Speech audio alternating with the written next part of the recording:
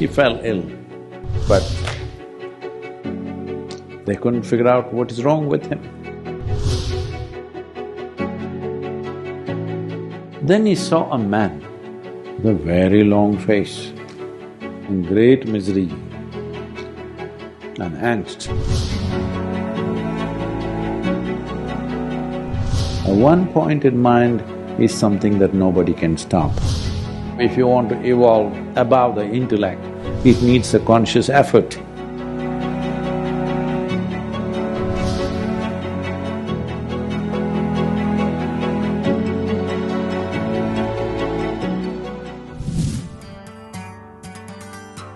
"500 years ago, there was a city of my forefathers who were kings in that area.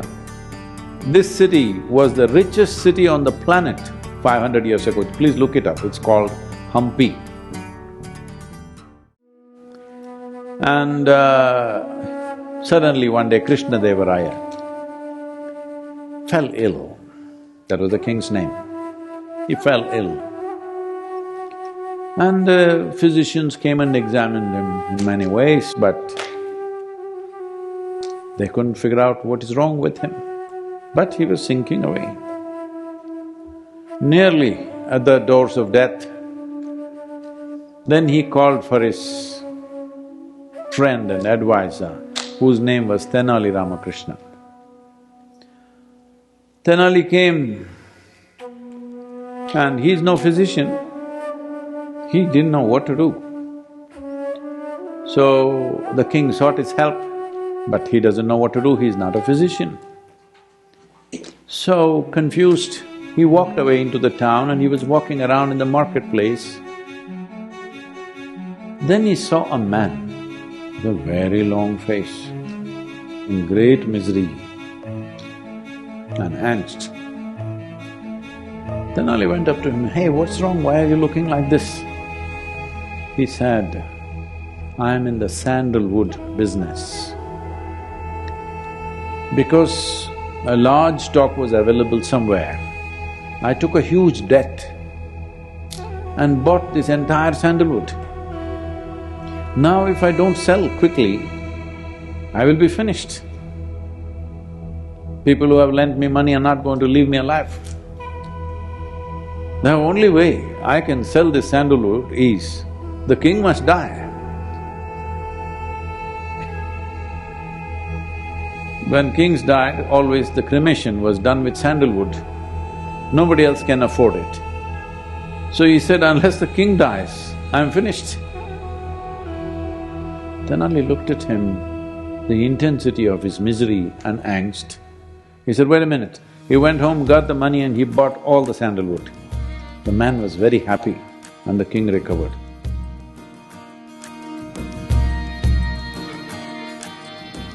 It's not a joke. You must understand, in moments of anger, in moments of hatred, in moments of fear and angst, your mind becomes one-pointed. A one-pointed mind is something that nobody can stop.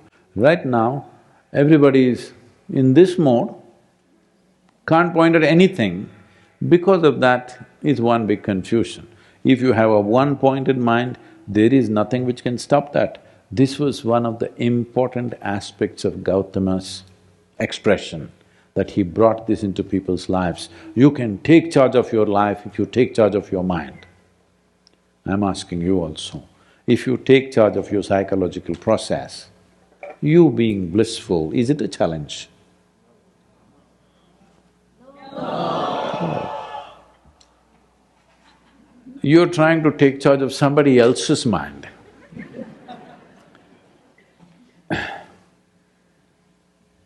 One day, Shankaran Pillai and his wife went to the marriage counselor.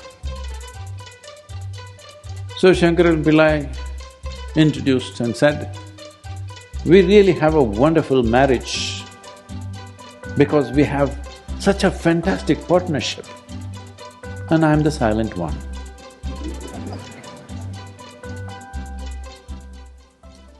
So this whole process of rising above the mind, which means a Buddha, becoming a Buddha. You must understand that's not his name is Gautama Siddhartha.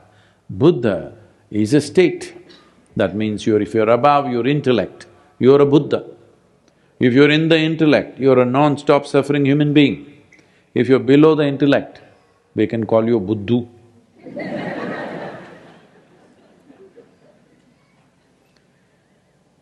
So, as evolution, as creatures, we were below the intellect. Slowly, we evolved into the intellect. Now if you want to evolve above the intellect, it needs a conscious effort. Don't wait for Mother Earth to do it for you. It may happen after 1,000,000 years, but you won't be there. You should download an app that we have. It's a free app, anybody can download. It's called Sadhguru app. Here there is a practice called Isha Kriya. This is a simple way of bringing awareness to what is your body and what is you, what is your mind and what is you. Once there is a tiny little bit of space between you and your body, between you and your mind, this is the end of suffering.